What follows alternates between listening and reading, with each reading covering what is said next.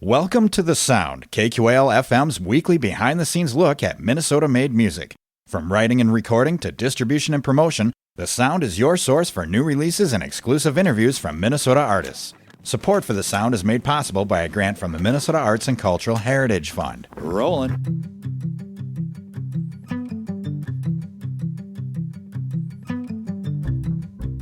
Tonight on The Sound, we have Minnesota bluegrass band Barbaro with us to talk about their latest album, Dressed in Roses. Dressed in Roses was released on January 10th, 2020. The band spoke with us about their writing and recording process, as well as what it's like to be in a band where the members live in different cities. We also get to hear plenty of tunes from Barbaro's new album, Dressed in Roses. And to get things started, here's the first single titled Cold Stack. I'm Bill Stoneberg. Stick around for Barbaro's latest album, Dressed in Roses, tonight on The Sound. Going back to the days I was cold stack, waiting to die on the shag rug, waiting to dine at the supper club. Oh, good God, could I catch a break? Cool little line on the back drape, clutching my head like a hammer, wishing my hand was a hammer. And it goes.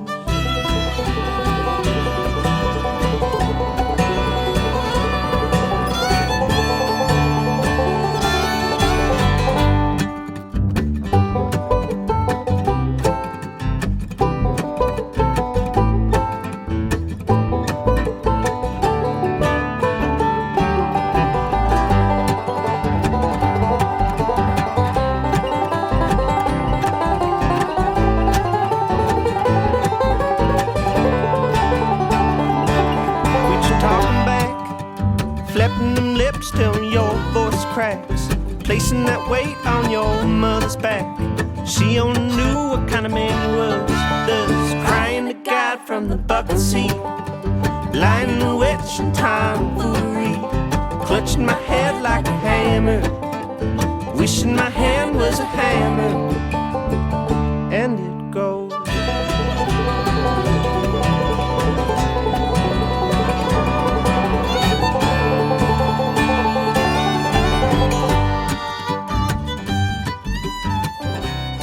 And that was Cold Stack, which is the first single by Barbaro, and that's off their new album, Dressed in Roses.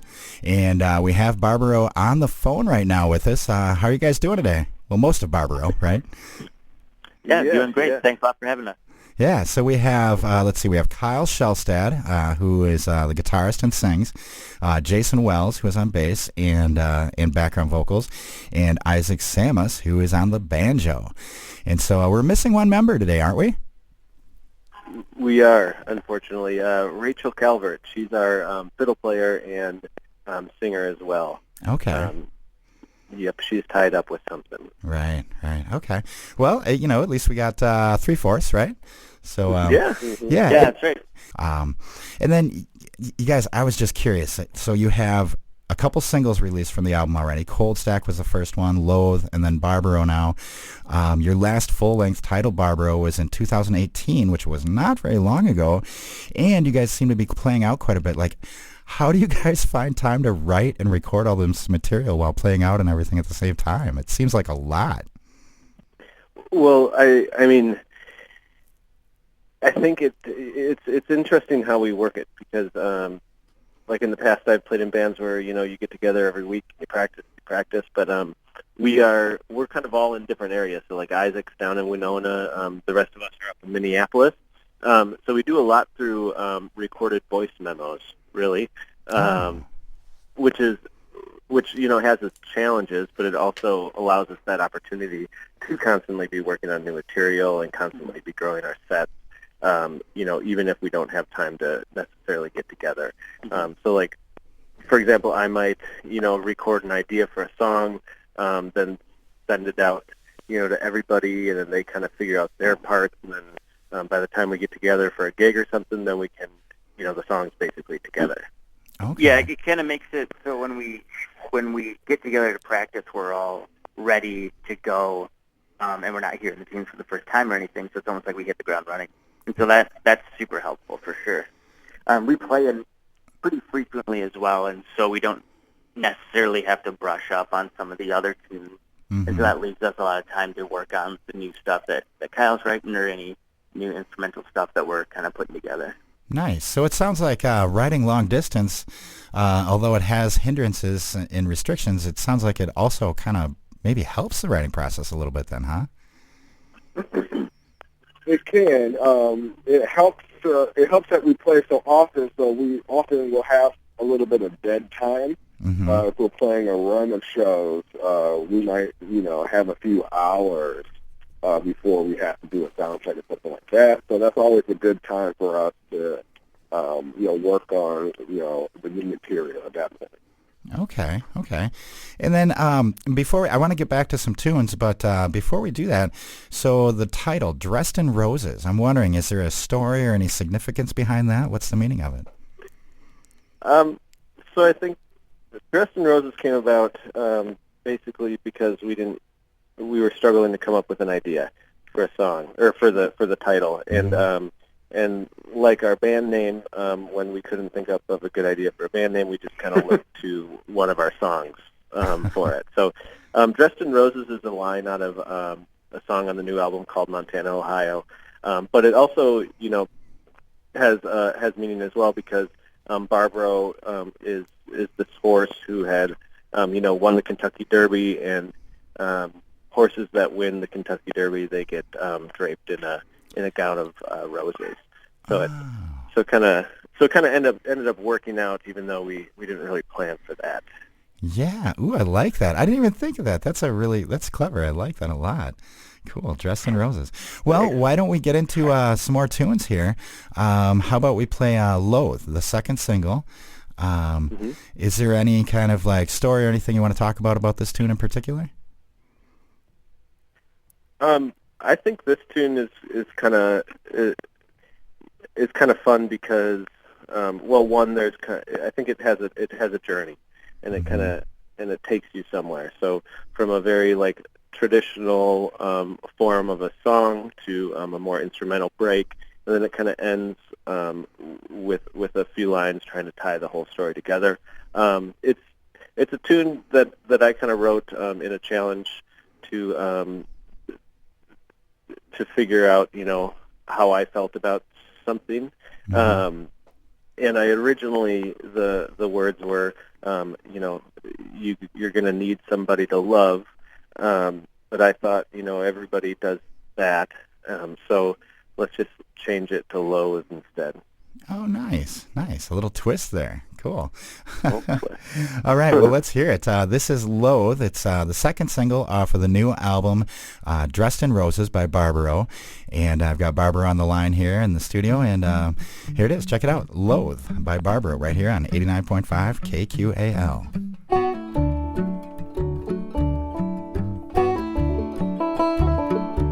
One thing's for sure, way the roses flower out your window, slam the back door, neighbor's hands they were holding, oh they're holding so much more. Better days, better ways to throw my weight around. Bed we made only holds the shape of one of us now. Better be somebody to loathe.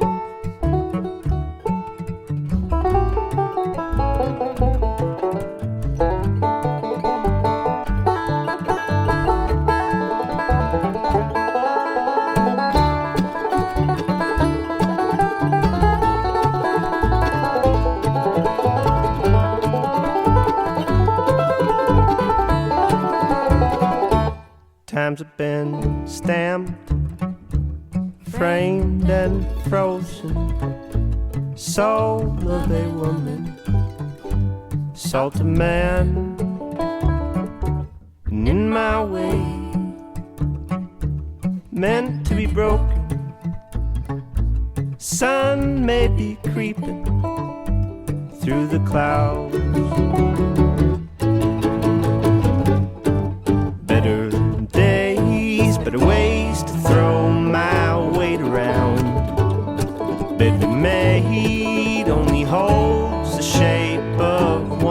us now, but to be somebody to love.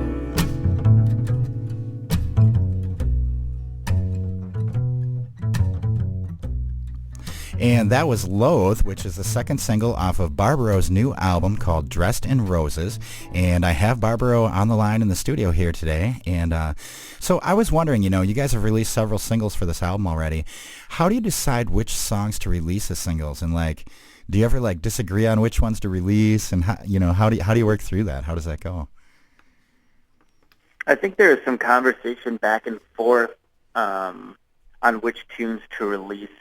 But I think we all kind of feel like those are some core 3 tunes that really embody the band as a whole and kind of give snippets of what we do and a taste of everything that we can do.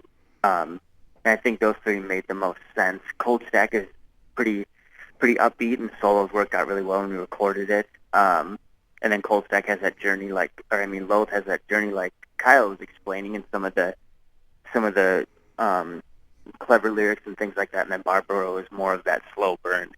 So to me, it felt like it had a nice variety and kind of expressed who we were in 3 songs.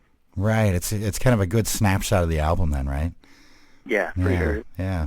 So how long have you guys been working on this album? We talked about how you write and stuff. How long have you been working on it?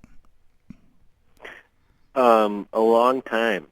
Basically, since the beginning of the band, I feel like was always to work up almost in a non concrete way. I feel like we've been working the whole time to get up to where we are now.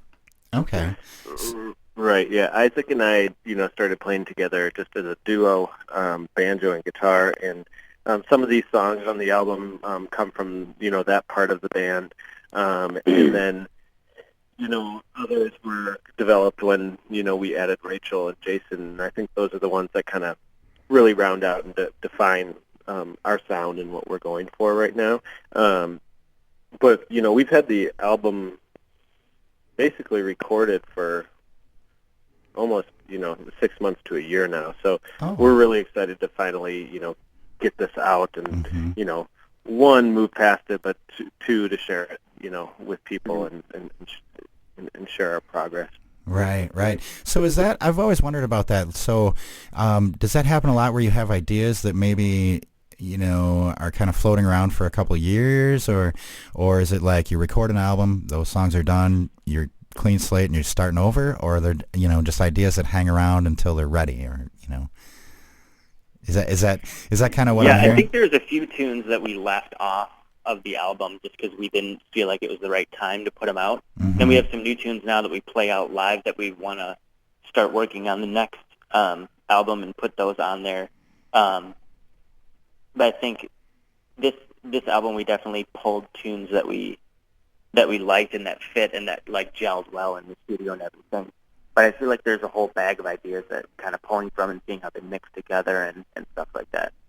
Okay. Right. Some of the tunes, were relatively brand new to us as a group. One of them, like Barbaro, is a track that we had recorded in the past as well that, we thought just took on a whole new life with this new lineup, and we really wanted to showcase that. And then there's also other tunes on it that have come from, 4 or 5 years ago before, the band existed. So it's kind of fun to, figure out how all of these songs from different periods can kind of mesh together and try and form a cohesive thought. Yeah, and the tunes evolve so much as we play them and sink into them more and more that it's nice to let them sit in with us for a while too and kind of let them age a little bit and let the parts sort of naturally align instead of just forcing something into the studio and then regretting it later or letting it transform on a live show or something and being like, damn, I wish you would record that version of it. Right. So this... Go ahead. Kind of speaking of breathing life into the tunes, we were lucky enough to have Julian Davis playing mandolin in there, who used to play with Jeff Austin, so that was a treat. He brought in a new energy, so it made some of those tunes feel really fresh and exciting in a different way. And then we also had Adam Gruel producing it from Horseshoes and Hand Grenades, and he had a a great energy and really uplifting. And so I think that's translated in a unique way onto the vinyl and the record. Right. So then do you ever demo songs, like record them first just to hear it back, and then, do things evolve in the studio then? Do the tunes keep evolving too? I think so I wish we could do that in the studio. Studio time is so expensive. Right. That we really, we do that. We demo the songs and we pass them around and we kind of think about them. And I mean, we'll have practices where we sit on, one part of a song for, 4 to 5 hours until we want to just like kill each other, but so we definitely do that. It's just more with like, your voice memos on your phone, or maybe like setting up a microphone in the room and then, passing that around afterwards. Okay. Just anything to hear it back then, right? Exactly. Yeah, right. there was one thing in the studio where we like Overtracked some more symphonic ideas where we kind of created that in the studio, but we like double tracked the bass and the violin to create like a bigger sound. Mm-hmm. And that was kind of experimental, and it was fun to do that, and it was kind of like, is this going to work, or are we wasting our time? Should we be moving on to something else? But I think it ended up working out really well, and it was kind of fun to be able to do that in that formal setting and hear it on the full speakers with like everybody's input all at once, and that was kind of a cool little spontaneous thing that just happened. Right. Do you ever, like, when you guys are in the studio, since it is expensive and and you guys work on things so hard beforehand, do you just do you play it live in the studio usually, or are you laying it down track by track, or how do you go about it? The process for us was that we did a few takes of each song. And we would all play it, play it as one unit. So in the studio, the particular studio that we played in, we have different isolation rooms, so that they will record one sound. So the sounds wouldn't bleed into one another.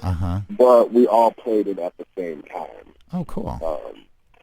Which helped kind of create, we were trying to recreate a live feeling when we're in the studio, and that to play all at once definitely helped us, get that energy. Right. Yeah, and I think it lets us move together as a unit. A big thing we like to stress is like dynamics and moving up and down a dynamic range together, and that's not always like the same thing. We kind of just feel it out sometimes, that if some person is like dipping down or their solo is like getting more energetic than it normally does, we like ride that wave with them. And so playing it all together lets us be like one sort of moving unit, as opposed to just having this mechanical thing as like, this is how the song's played every single time. Right, yeah. Then you get that, it's a more organic feel, isn't it, For sure. Yeah. It definitely, I think, it allows us to, do something that otherwise, if we weren't playing all together, we ended up not using a click, to keep everything together. So the only way to kind of have that, kind of take on the recording would be for us to all play together. Right. And like you said, otherwise it sounds mechanical, right? You take out that human element to the feel and the rhythm, Is it weird to be in separate like booths or rooms while you're playing together live like that? I think it took some getting used to. We recorded at Wild Sound Studios in northeast Minneapolis. It was Steve Call. He recorded, engineered, and mixed the album for us. But that studio it's a really nice space. They do have individual rooms that we can all fit in, but there's also, what we really liked about it was that you can have sight lines, so everybody can see each other. Nice. I can watch Jason's fingers moving from two rooms away or what have you. You can watch people's heads bobbing. So that, and that's a lot of the communication that you have on stage is very nonverbal, and just watching people and making eye contact and things like that. So, having those sight lines helped a lot. And yeah, that was huge. It was also cool to like have not like you had a sight line, but it wasn't like a full sight line, and so it was like you can look at them, but it might not like help you, and it might be more distracting. So it was kind of like you have to listen to what they're playing a little bit more and feel them out that way, which I think helped us, or at least for me, it helped like me gel in a little bit more as opposed to just like watching fingers and knowing what's going to happen. Okay, so it almost forces you to listen even closer then, huh? That's pretty cool. Do you guys have like a favorite or least favorite part about the recording process? Like what do you enjoy about it or dislike if that's the case? The post-production takes so long. Oh. It's fun to like actually record the album and be in there and like hear the tunes and be like, man, it's going to be so sick. Then like a year later, you're like, I hate this song now. I want this to be over. Right. Anyone Yeah, else? it's a lot of listening back, for sure.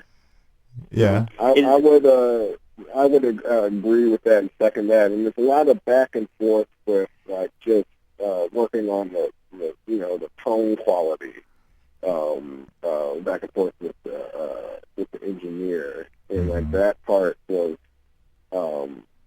you always have like argue disagreements about what exactly is the sound that we're going for, for the instrument on a particular track.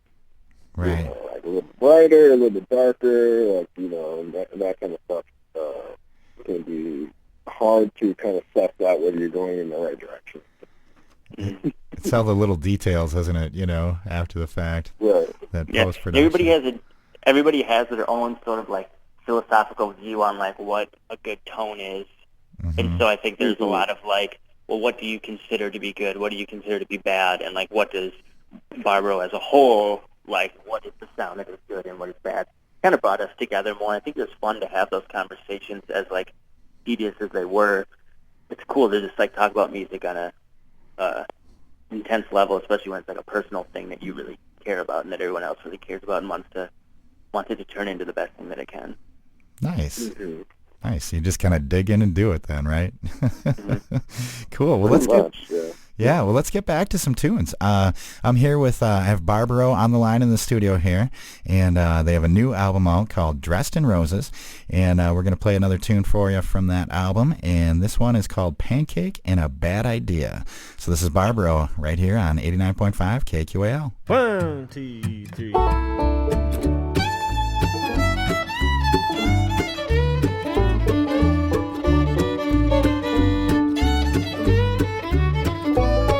It's supersizing, life-defining, mesmerizing, I can't describe it. It's somewhere between a pancake and a bad idea.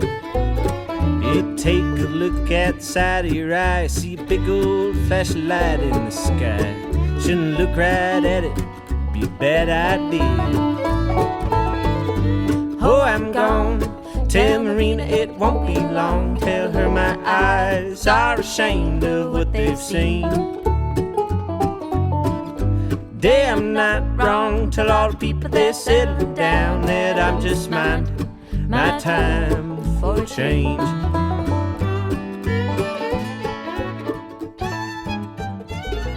And that was Pancake and a Bad Idea from Barbaro, and that's from their latest release called Dressed in Roses. It's out now. So Pancake and a Bad Idea. I really dig the tune, but I also, the name of it caught my eye too, and I was like, ooh, we got to play this. I got to ask him about it. So is there a story behind that tune? I just, I kind of like the name. It just kind of comes from being a little stoned, maybe. Yeah. And that's valid. And just sitting down, it's just that's one of those songs that just kind of happened all at once. That didn't take very long to write. More of a country folk style tune, and a lot of my writing process is just like recording into voice memos, listening back, picking out words, re-recording into voice memos, kind of doing that. And so one take I had, I said Pancake and a Bad Idea, and I was like, oh shoot, that's dumb, and that'll work great for this song. So I think as far as like having a meaning, I couldn't give you a real good answer for that. It's in the eye of the beholder, right? The listener, probably. Correct. Yeah. Cool. Well, does that happen a lot where songs, you said that one came kind of easy. Does that happen often, or do you often have to kind of work on it a little harder and longer, or do they just kind of come sometimes?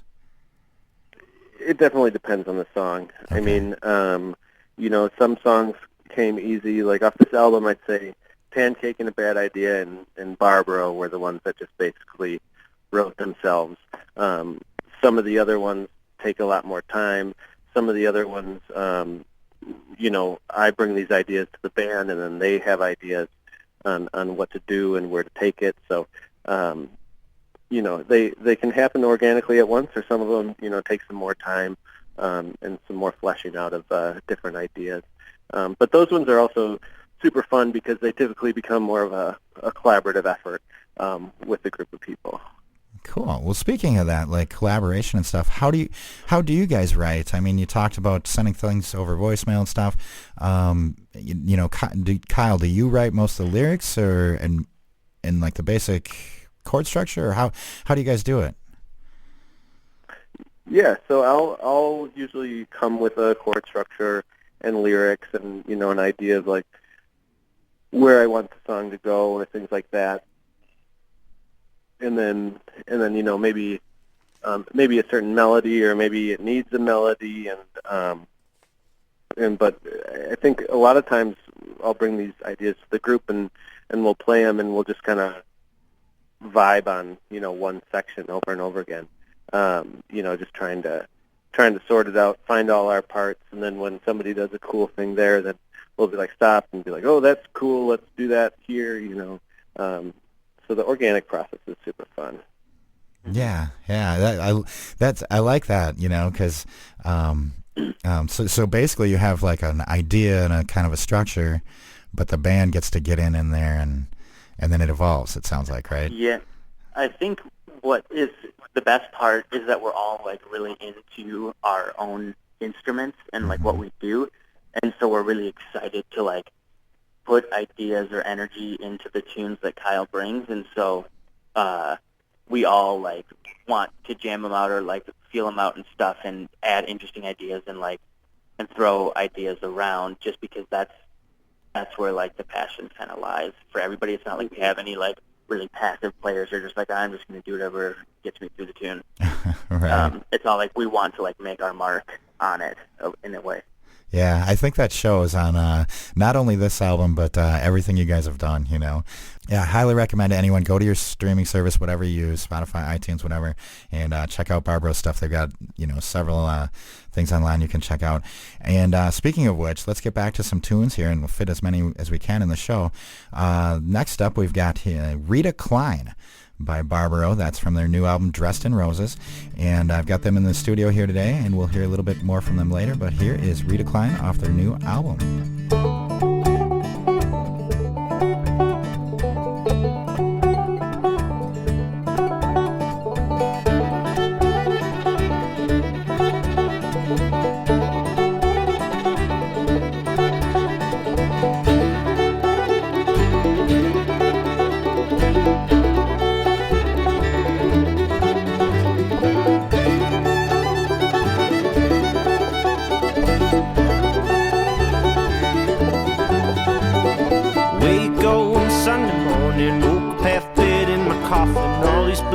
Trying to stay modest.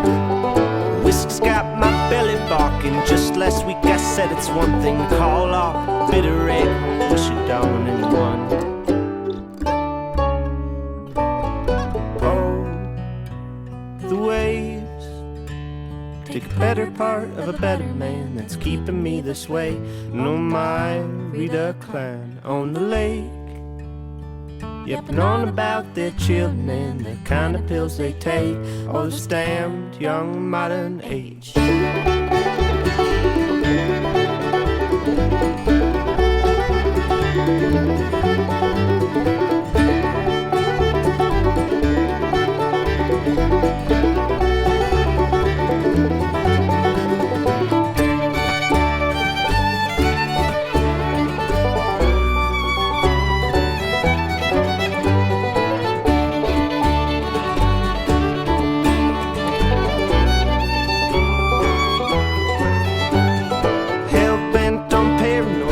crossing legs, I'm dodging shadows.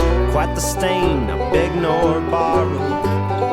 Dig the earth, plant the flowers, pick up the phone to call your mother. Spend some time hanging around, talking for talking's sake. While it goes with passion in the words you never said, and all my hopes I sprinkle like the words you never read. Put my words strength to the test, all the pages that were left. Cold in January, bitter winter's cold, and all my woes are built on bits of freakish brain attacks. And I know just what I lack, been told a time or two in fact. Time or two in fact. If time is what I lack, it's all a part of waking up and making the bed real nice. Like Aunt Betty always said, it's all just in your head. It's all just in your head. Toes in January, bitter winter's cold, and all my woes are built on bits of freakish brain attacks. And I know just what I lack, been told a time or two in fact. A time or two in fact. If time is what I lack, it's all a part of waking up and making the bed real nice. Like Aunt Betty always said, it's all just in your head. It's all just in your head.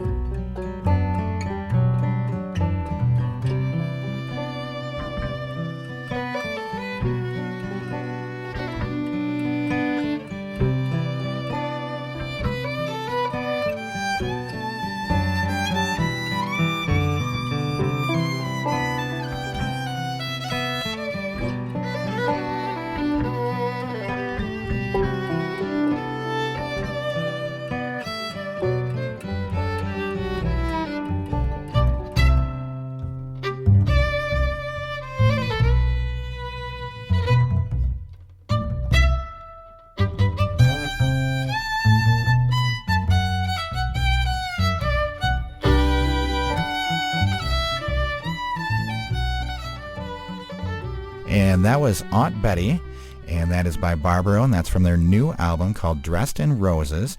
Before that, we heard the tune Rita Klein, which is from the same album. And I have Barbaro in the studio, or on the phone in the studio with us today. And Aunt Betty, I was curious about this song too. Is there an actual Aunt Betty, and whose aunt is she? I like to say that everybody has an Aunt Betty. And so, you know, it's not about any of my particular aunts. You know, it's not about my Aunt Elaine or my Aunt Barb or whatever. But it just is another one of those. I mean, words or phrases that Aunt Betty I thought kind of sounded cool in there. Amongst the jumble. Cool. So it's more of just a universal thing. It could be anyone's Aunt Betty, right? Right. Yep. Exactly. Okay. So we've talked a little bit about your writing process, recording. Between writing, recording, and touring, do you guys have like a favorite part of part of Barbaro? Do you prefer one or the other, writing or recording or touring? Or? I like playing. I think the times when we really connect with the crowd is playing like those small, like rural theaters or venues where people can sit and enjoy the music and have a few drinks and stuff. I really feel like I get a lot out of the music, and when we can connect with each other and connect with the crowd that's attentive like that, and you can kind of like space out or space into the music or whatever so well, as opposed to those nights when you're playing for like 4 hours to just like a rowdy bar crowd. I think that's when we really start to shine. But at the same time, it's fun to play like straight up bluegrass tunes and just jump around. So I'm glad to see that we have that kind of versatility or whatever. Yeah. And I've noticed that energy at your shows too, like, yeah, I don't know. There's a lot of jumping around and connection. It's that connection with the audience, right? That's the fun of the live performances. You can kind of just lay it all out there and feed off the energy of one another, and then feed off the energy of the crowd, and that's super fun. And then but recording, I think, is super fun too, and it also brings about a lot of growth. I think the band grew and learned a lot about itself, and we all learned a lot about each other through that process, which only makes us stronger in our live performance. Some of my favorite shows that we've played are those Harold House Party Wednesday nights at the 331 in Northeast Minneapolis. I feel like I have the best time at those. So if anybody's out looking for something to do, those are always a fun time. Nice. And speaking of playing live, do you guys have a tour lined up for this new album, or are you just going to do some dates here and there? How are you going to work it? Yeah, we have a tour lined up basically throughout the Midwest. So we play Ed's next Thursday. We're up in Minneapolis at the Cedar on Friday with Chicken Wire Empire again in Humbird. And then we go down to Rochester the next day. We're going to be hitting, the North Shore of Minnesota, going to make it down to Milwaukee, Madison, Upper Michigan. So we'll be all over for it. Excellent. And I'm assuming you can find those dates all on your website, right? barbaroband.com? Correct. Okay. Yeah. Great. Well, I encourage anyone to check them out and check Barbaro out live because they're fantastic live. It's a band full of great players, and they got cool tunes. Their new album is titled Dressed in Roses. Came out Friday, January 10th. Yeah, check their website for dates and more information. Thanks so much for being on the show tonight, guys. I want to play out one more song, but thanks so much for joining us. Yeah, thanks for having us. Yeah, for sure. Thank you so much. Yeah, but before we go, here is Mississippi Thunder Speedway. This is another track from Barbaro's new album called Dressed in Roses, and you can check them out next Thursday at Ed's No Name Bar here in Winona. This is Mississippi Thunder Speedway right here on 89.5 KQAL Winona.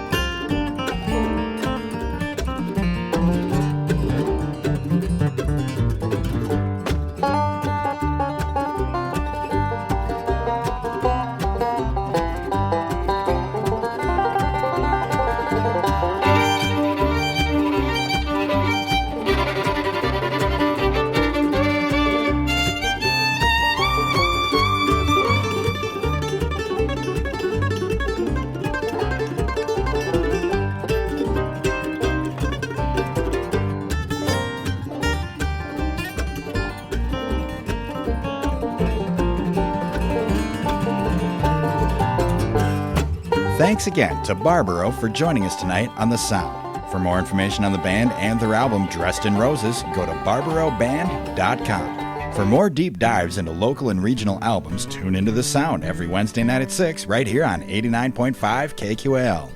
I'm Bill Stoneberg, and we've just heard from Barbaro with their latest release, Dressed in Roses, on The Sound.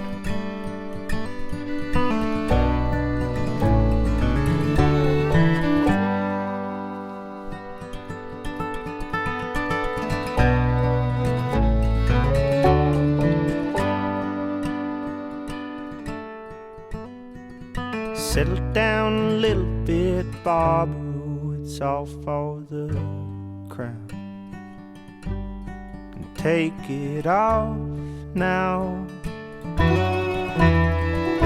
Bring all them shutters from Atlanta, tan and greenback, often displaced.